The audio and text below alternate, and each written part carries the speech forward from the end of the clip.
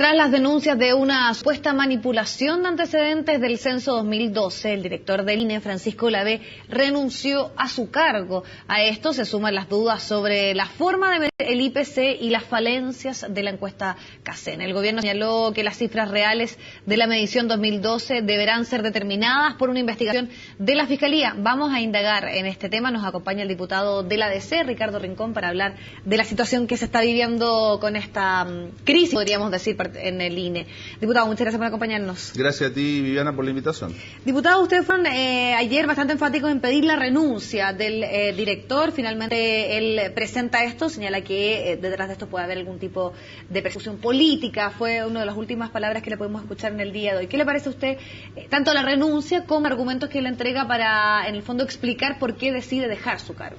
Primero, descartar cualquier persecución política, ni de este parlamentario, ni de Gabriel Silver, con quien hemos encabezado como Democracia Cristiana la solicitud de renuncia, pero ojo, porque yo quiero ser siempre muy claro, reconociendo el trabajo de los periodistas, de ustedes, de sus colegas, de CIPER, que ellos han gatillado todo esto. Y segundo, de todos aquellos funcionarios, Viviana, que aportaron antecedentes, que estuvieron por meses entregando estos antecedentes, pidiéndole a este mismo director que no hiciera las tonteras que hizo. Perdone que lo diga así, porque fueron tonteras las que hizo, saltándose todas las recomendaciones metodológicas. Entonces, comprenderá usted, aquí no hay ningún tipo de persecución política, simplemente una petición que nos parecía razonable, obvia, para generar más transparencia, objetividad y analizar el tema de una institución que es prestigiosa y prestigiada y que aporta para la construcción de políticas públicas y también para el sector privado. O sea, no es cualquier cosa lo que pasa acá. Por lo tanto, las explicaciones del director, malísimas. Diputado, en ese sentido, ¿qué viene ahora? Porque se hablaba primeramente que se le pedía la renuncia. Ahora también entiendo que están evaluando la posibilidad de citar al ministro de Economía, Pablo Longueira, que obviamente el organismo, el INE, depende de su ministerio. Nosotros siempre dijimos con el diputado Gabriel Silver, cuando dimos la conferencia de prensa solicitando la renuncia por razones que he dicho,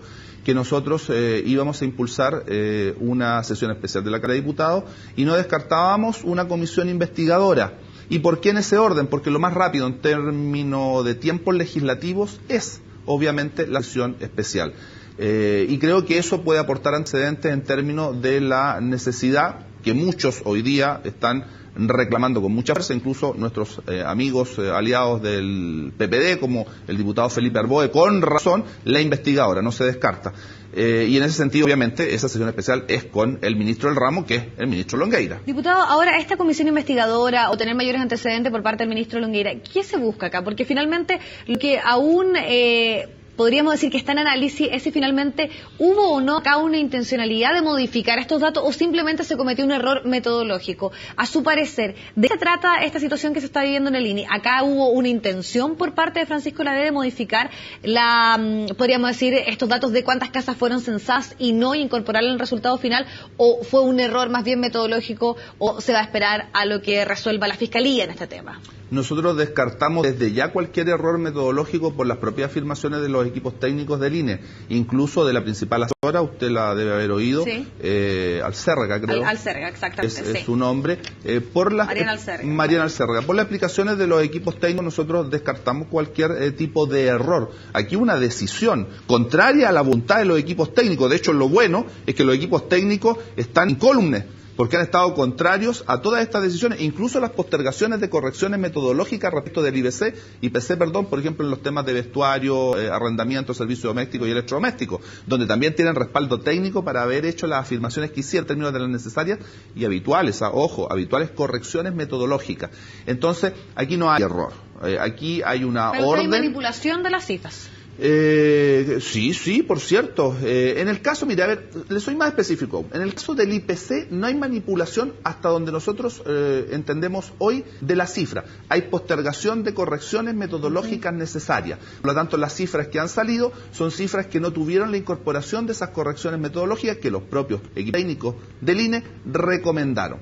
Por lo tanto, no puede haber manipulación. En el caso del censo es distinto, porque ahí se incorpora un grupo no menor, de hogares como parte del trabajo censal, y eso ya constituye una manipulación, también en contra de las recomendaciones del equipo técnico. O sea, el equipo técnico está salvaguardado en esto.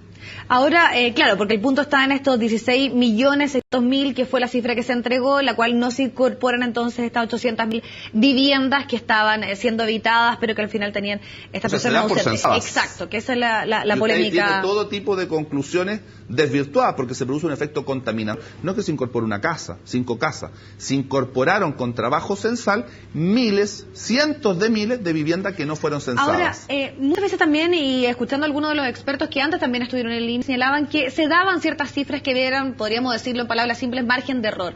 ¿Ustedes creen que en este caso estas cifras específicas no caerían en esta categoría? ¿Estamos hablando de un error o de una manipulación mayor? Sí. ¿Tienen los antecedentes claros como para asegurar que finalmente esto no está dentro de los márgenes tal vez normales o ordinarios de una muestra metodológica? A ver, es que podría haber estado, yo no soy experto estadístico, así que por eso hablo en potencial, podría haber estado en los márgenes de error si esto se hubiera transparentado y se hubiera dicho lo que ocurrió, porque los censistas lo constataron. Fuimos a tales domicilios y la casa estaba deshabitada. Fuimos a tales otros y teniendo moradores, estos no estaban y no fue posible hacer el encuestaje. Y por lo tanto, esa suma global, si usted lo hubiera transparentado y no la hubiera ingresado contaminando, podríamos a lo mejor haber estado dentro de los márgenes de error, pero eso habría que determinarlo en términos de los porcentuales. Incluso son un poquito altos los porcentuales, pero sí, eso habría sido sincero, habría sido transparente, habría permitido que el director cumpliera con el principio de probidad que lo obliga, como todos los funcionarios públicos, a actuar correctamente, entre otras cosas, y no habría contaminado las cifras. Diputado, ¿usted cree que dados estos antecedentes se debiese o no repetir el censo, o es algo que ustedes esperan que tal vez lo discutan más los organismos técnicos? Porque finalmente aquí lo que queda en duda es con qué cifras se van a entregar una serie de políticas públicas, políticas sociales que son muy determinantes para nuestro país, porque se pone finalmente en duda aquí un cuestionamiento generalizado a todo tipo de políticas de diversa índole. Lo primero que queremos es que se aclare todo, porque si seguimos obteniendo información por goteo, es simplemente un absurdo, sobre todo dada la importancia que tiene el INE, ¿no es cierto? Compartirás conmigo eso, Viviana. Ahora, repetir el censo. Nuevamente, no soy estadístico, no soy experto en el tema, solo soy abogado. ¿Qué te puedo decir? Yo creo que hay que verlo con los técnicos. Hasta ahora la información que está saliendo, o que nos entregan algunos desde dentro, es que eso implica establecer toda la metodología y la preparación de un censo. De años hablan. Sí, de años. De hecho, solo el precenso es anterior en un año al censo mismo. No sé si eso nos va a topar con el censo que viene, no sé de qué manera podemos descontaminar las cifras. Los que están adentro lo saben, ellos nos pueden aportar, porque lo bueno de todo esto, y esa es la buena noticia para la gente que nos escucha, es que todos los equipos técnicos están salvaguardados porque estuvieron en contra de lo que obró el director, hoy día exdirector. Diputado, ¿para usted las responsabilidades terminan en el cargo del renunciado director o habría que ir más allá? Yo creo que hay que investigar hasta el final, y por eso señalamos lo de la sesión especial, independientemente de la renuncia. La renuncia la poníamos con un hecho de mínima objetividad y transparencia. Hecho eso, establecemos la necesidad de investigar en la Cámara, porque además el propio gobierno está entregando los antecedentes a la justicia. Supongo que eso significa que le atribuye la máxima importancia a este tema, no lo minimiza, pero ojo que las señales respecto a este tema no vienen de hace 10 días, vienen desde el año pasado con el tema IPC. Y usted sabe que el gobierno ha sido reacio a aumentar en lo que nosotros hemos propuesto. Debe aumentarse las remuneraciones en Chile. Resulta que parece que el IPC que el gobierno ha trabajado, no parece, es así. Claramente no es el que corresponde. O sea, teníamos a lo menos razón en sostener que estaba creciendo el IPC de los pobres mucho más que el resto, claramente. Entonces, yo creo que hay que llegar hasta el final. Yo creo que el ministro Longueira tiene también algo que decir sobre este tema. Entiendo, hoy día lo va a decir, porque ha estado fuera de Chile, pero este tema viene desde el año pasado. Ahora, se suman los cuestionamientos de lo que usted señala del IPC, particularmente en el caso del INE, pero también hemos visto lo que sucedió, por ejemplo, con la encuesta CACEN, también hay intervenciones respecto al tema del número de personas que efectivamente han conseguido empleo en los últimos años. Finalmente se deja un manto de duda de muchísimas cifras que mueven desde el punto de vista económico a nuestro país. ¿Cómo se puede revertir esta situación? ¿Qué esperarían ustedes como parlamentarios y de qué forma también me imagino ustedes esperarían contribuir para que día de mañana todos nosotros sepamos que nos estamos rigiendo, y además que también está en cuestión nuestro prestigio internacional, si ese también es un gran tema complejo, si es que hay dudas respecto a todo ese tipo de cifras? Es que lo que y de usted datos dice, y es que lo que información. usted dice, Viviana, es clave, porque no se trata de una institución pública que trabaje solo para el sector público. Se trabaja para construir políticas públicas o para dar datos que permitan la construcción de políticas públicas en el largo plazo, pero da aporta al sector privado que toma evidentemente todos estos datos para distintas decisiones que son fundamentales para ello. ¿Cómo va a ser lo mismo saber, por ejemplo, cuántos discapacitados hay en Chile? Y fíjese que el censo no mide, por ejemplo, un tema que me preocupa particularmente, y el expresidente de la Cámara también, Nicolás Monkever, las personas Down en Chile. Nosotros se lo fuimos a plantear al director, él lo sabe porque fuimos a su oficina a decírselo. No se considera el tema de la población Down. Entonces, la construcción de datos es tan relevante que evidentemente esto impacta en todas las áreas, Y por eso que es necesario transparentar al máximo, porque además esto se suma, y usted lo ha dicho, porque sí, con el tema de la CACEN, donde se nos dijo que los pobres no eran sino 14 y algo, y nosotros logramos acreditar que eso estaba mal hecho, no porque quisiéramos que hubiera más pobres, por Dios, si es por simple necesidad de construir buenas políticas públicas. Entonces, el tema peor de todo esto es el daño a la imagen. Lo que puede ayudar en ello es que los técnicos, los equipos técnicos han estado en contra, y yo voy a ser categórico en que ellos puedan participar, porque con ellos se puede salvaguardar y revalorar esta institución que es tan necesaria. Y para eso contribuiría tener un organismo autónomo que se ha planteado por muchísimas personas. Y además también se lo pregunto porque se dice que hay un proyecto de ley, pero al parecer está medio dormido en el Congreso. Hay un proyecto de ley, pero no le da autonomía. Entonces, aquellos que hablen de la autonomía del sector que sea, tengan claro que ese proyecto de ley mantiene un tutelaje por la posibilidad de veto prácticamente del ministro respectivo sobre el consejo que se crea, que sería el Consejo Rector de Línea. Entonces, me parece bien tener un consejo al estilo Banco Central, pero que sea autónomo. Si el ministro del ramo lo va a poder vetar, hasta ahí llegó la autonomía. Pienso en este tema porque también esto lo he escuchado por parte de parlamentarios de diversos sectores. El propio director de Línea el día de hoy señala si es que fuéramos un organismo autónomo estas cosas no pasarían. ¿Por qué no se ha avanzado en este tema? Finalmente tienen que explotar para que uno pueda tomarle tal vez la preocupación de asuntos como este, finalmente entender el impacto que tienen de que finalmente no existe una autonomía en organismos como el INE. A ver, no necesariamente es necesario que exista autonomía para que un organismo funcione bien. Este organismo ha funcionado históricamente bien. De hecho, usted, ¿dónde recuerda controversia respecto de...? ¿Y hay certeza de eso? Tal vez ahora se transparenta una situación No. y no podremos poner tal vez en duda lo que ha sucedido antes con los otros censos o con otras encuestas que tal vez uno también podría sospechar de que puede tener algún tipo de problema. Para no ser genérico, si tomamos el tema de casas no censadas en los censos de años anteriores, de décadas anteriores, se señalaba la cifra. Fuera pequeña o alta, se señalaba. Acá no se hizo eso. Simplemente se mintió, se las tomó, y usted sabe las frases que se ocupó. No se dispara en un pie. Le dio una orden a un funcionario de hacer lo que no debía hacer contra su voluntad. Eso no fue en años previos o en décadas previas. Por eso yo creo que el INE autónomo puede ayudar, pero es tema, sobre todo, cuando hay un gobierno de turno que no es capaz de darle la debida autonomía sin necesidad que esté por ley. Pero ojo, que lo que está en el Parlamento no contribuye a ello. Y otra cosa, el tema que viene es el ingreso mínimo, porque la discusión tiene que ser revisada entera, Viviana. Y el intento del gobierno por solo dar 200.000 pesos claramente tiene que ser revisada entera, porque los argumentos respecto del IPC son total y absolutamente distintos hoy día.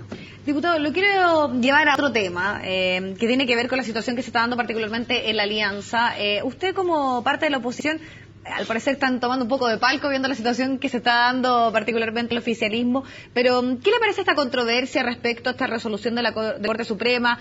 Un sector dice que finalmente esto no puede ser parte del debate de los candidatos presidenciales. El candidato Andrés Alamán obviamente dice que tiene que dar explicaciones. ¿Cuál es su parecer respecto a este tema y a la situación que se está viviendo actualmente en la Alianza?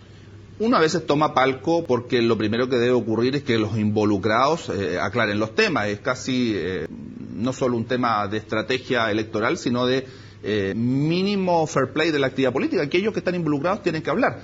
Y obviamente el contrincante del señor Goldberg no son los candidatos de la oposición, porque si van a primarias, que hoy día yo lo dudo, se lo comentaba en la previa antes de entrar acá, pero el contrincante natural es el señor Alamán, que ha fijado con claridad su posición y además lo ha hecho con coherencia, porque digámoslo, lo que ha dicho es verdad. Él no ha participado en este tipo de situaciones, nunca ha sido sancionado por esto, pero yo voy más allá, ya que empezamos a opinar del tema, que los candidatos se pronuncien sobre no solo la cláusula abusiva, sino sobre aquella legislatura abusiva que, entre otras cosas, en Chile permite la usura. porque el interés sobre interés es usura. Estuvo prohibido en Chile y el señor Pinochet sacó la prohibición. ¿Qué van a decir los candidatos de derecha sobre eso? Nosotros esperamos obviamente que esté en el programa de la oposición. ¿Va a estar en el del oficialismo? No sé, pero creo que hay que empezar a debatir. Yo creo que está la UDI muy complicada. Veo difícil que existan primarias, si usted me apura un poquitito. Hablemos de eso. ¿Usted cree que va a haber, porque finalmente todo da a entender, hay 48 horas que se dio la UDI para decir este tema, ¿usted cree que al final van a tener dos contendores de la alianza enfrentando el proceso eleccionario? A la UDI le gusta tener el control siempre del escenario político y más con sus aliados, sobre todo en la medida en que lo fueron superando electoralmente. Por lo tanto, veo difícil que la UDI se compre un campo de acción de 48 horas donde claramente la pelota está en su campo y no la pueden despejar fácilmente, por hablar en términos futboleros. Pero yo creo que en consecuencia, Viviana, lo que va a ocurrir o lo que debiera ocurrir es que no existan primarias en la alianza. No digo que vayan a bajar al candidato de la UDI, pero el no querer ir a primaria les da otro tiempo, otro espacio, otro terreno para discutir con RN, y lo que ocurra después en términos de si van los dos, que ya ha ocurrido antes, usted lo sabe, es una posibilidad, pero estas 48... ¿Y eso no afecta a la oposición? No. Yo creo que los que están afectados hoy día son ellos. La oposición además ha hecho primarias toda la vida. Si para nosotros las primarias nunca hemos necesitado ni siquiera del CERVEL, ni financiamiento estatal, usted lo sabe, toda la gente lo sabe. La democracia cristiana, hay que decir cuántas primarias hemos hecho. Por lo tanto, los que están supeditados al juicio de si deciden entre cuatro paredes o con la participación de los ciudadanos son ellos, pero hoy día están muy conflictuados por esto. Yo creo que podría oxigenarlo un poco el que no fueran a las primarias y tuvieran más espacio para decidir si van a la general los dos o si llevan un solo candidato, donde claramente Alan Mann se está posicionando por sobre Goldberg. Perfecto. Bueno, vamos a ver entonces qué pasa. Quedamos expectantes a ese tema y sin duda también a los avances que puedan haber respecto a la situación en el INE. Muchas gracias por acompañarnos. Gracias, Viviana. Vamos a la pausa, volvemos pronto con más noticias.